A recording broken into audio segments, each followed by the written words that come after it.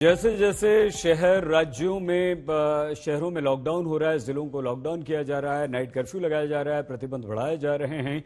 3,60,000 ठीक कह रहे हैं अभय जी कि ये कोई खुश होने वाली स्थिति नहीं है, आंकड़ा बिल्कुल नहीं है, लेकिन हाँ 4 लाख से कम आया है, ये थोड़ी सी राहत की बात है। अभय जी, हमने पहले ही आपसे ये बात कही थी।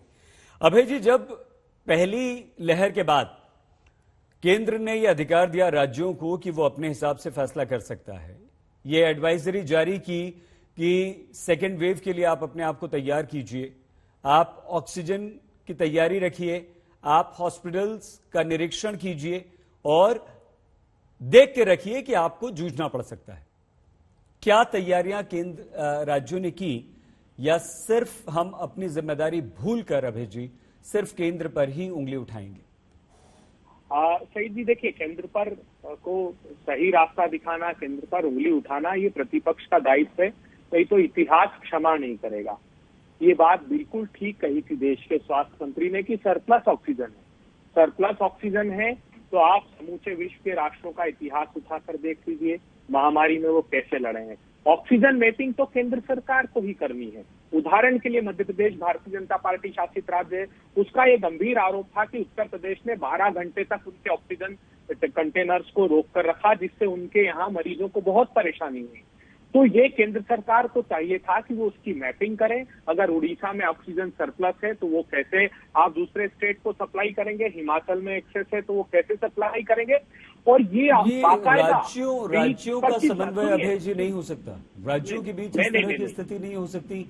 ये तो हुआ था, ये तो दिल्ली राजस्थान में हुआ है, अभी खूब लड़ाई हो रही है। ये तो हरियाणा और दिल्ली में ये हुआ।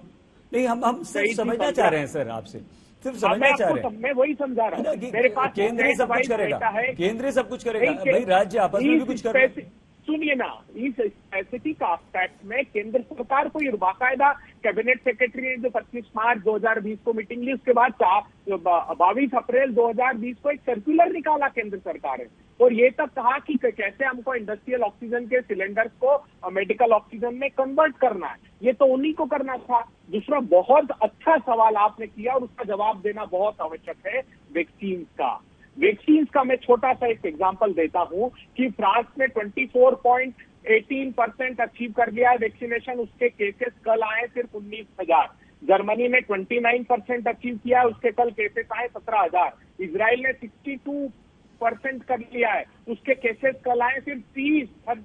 यूके ने 51%, उसके कल केसेस आए 2,490। यूएस में सेकंड वेव थी, 3 लाख केसेस तक आए थे, लेकिन उसका 44% वैक्सीनेशन हो गया और सिर्फ 49,000 केसेस आए। सुनिए ना, तो हिंदुस्तान को ये बात समझ लेनी चाहिए, पूरा फोकस कीजिए वैक्सीनेशन पर। जो गलती इन्होंने रेमडेसिविर में की, जो ऑक्सीजन मैपिंग में की, उसको समय रहते आज भी सुधारने की आवश्यकता है। आखिरी बात सही जी, आखिरी बात में सरकार से कहना चाहता हूं, देखिए, आप स्ट्रिक्ट लॉकडाउन लगाइए, लेकिन ये आपके पास ही अधिकार होना चाहिए कि जो 20% अंतिम पंक्ति में खड़े हुए लोग हैं उनको न्याय से फैसिलिटेट कीजिए। कम से कम 6 माह तक जो राहुल गांधी कह रहे हैं, बार बार आप राज्यों का विषय कह रहे हैं कि राज्य लगाए, नहीं।